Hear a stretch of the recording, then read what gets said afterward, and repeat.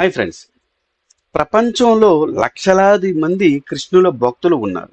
వారు ఎంతగా మారిపోతారంటే వారి వస్త్రధారణ, జీవనశైలి పూర్తిగా భిన్నంగా ఉంటుంది. విదేశాలలో శ్రీకృష్ణుడి భక్తులు ఎవరంటే ఆ దేశాల్లో మోస్ట్ ఫేమస్ సెలబ్రిటీలన్నా అయి ఉండొచ్చు, లేదంటే బిజినెస్ మ్యాన్ అన్నా అయి ఉండొచ్చు. కానీ నేను ఈ వీడియోలో ఒక భక్తురాలు గురించి చెప్పబోతున్నా. ఈవిడ ఎలాంటి భక్తురాలంటే ఆస్ట్రేలియాలోని ఒక నగరాన్ని నిర్మించింది.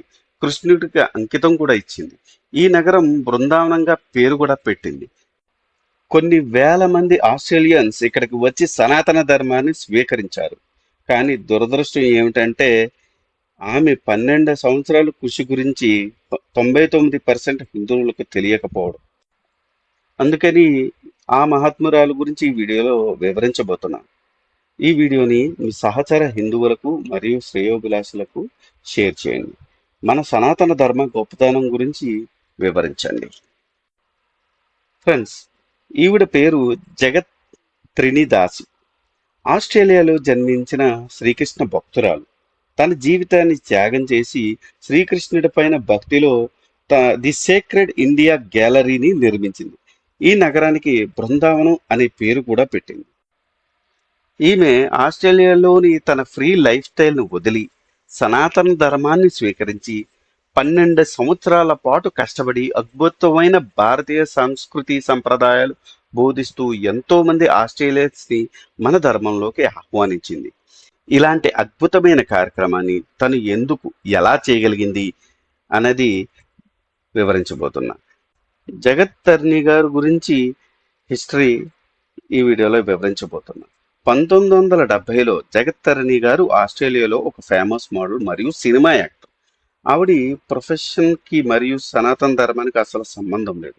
ఈవిడున్న బిజీ లైఫ్ స్టైల్ కారణంగా తన జీవితం ప్రశాంతత లేదని, తన దగ్గర ఎంత డబ్బు ఉన్నా కానీ జీవితం అంత సంతోషకరంగా లేదు.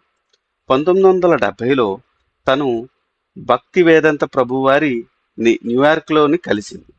జీవిత తత్వం ఏంటి అన్నది తెలుసుకొని శ్రీ ప్రభు వేదాంత వారి ద్వారా ప్రేరణ పొందింది. ఇంతకాలం వెతుకుతున్న తన ప్రశ్నలకు సమాధానం భగవద్గీతలో దొరికిందని అనుకుంది. తన మోడలింగ్ కెరీర్ని స్వస్తి చెప్పి వారి కుటుంబంతో సహా సనాతన ధర్మంలోకి వచ్చింది. తన కుటుంబ సభ్యులతో కలిసి 1980లో ఉత్తరప్రదేశ్లో ఉన్న బృందావనానికి వచ్చింది.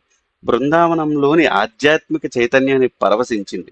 12 సంవత్సరాల పాటు బృందావనంలో గడిపింది. 1996లో వారు తిరిగి ఆస్ట్రేలియాకి చేరుకున్నారు.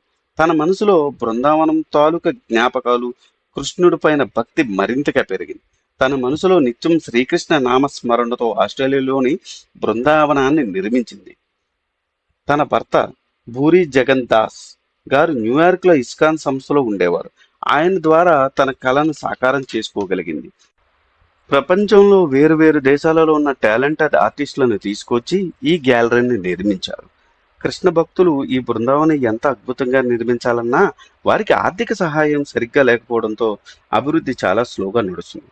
ఆసక్తి గల భక్తులు వారి అఫీషియల్ వెబ్సైట్ని పరిశీలించాల్సిందిగా ప్రార్థన. జగత్ తరిణి గారి గురించి మోడీ గారు 2011లో జరిపిన మన్ కీ బాత్ ప్రోగ్రాంలో ఆస్ట్రేలియాలోని బృందావనం గురించి వివరించడం జరిగింది. చూశారు కదా, ఇది ఈనాటి టాపిక్.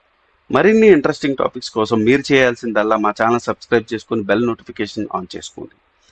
ఈ వీడియో కనుక మీకు నచ్చితే do like, share and subscribe. Thanks for watching. జై సనాతన ధర్మం.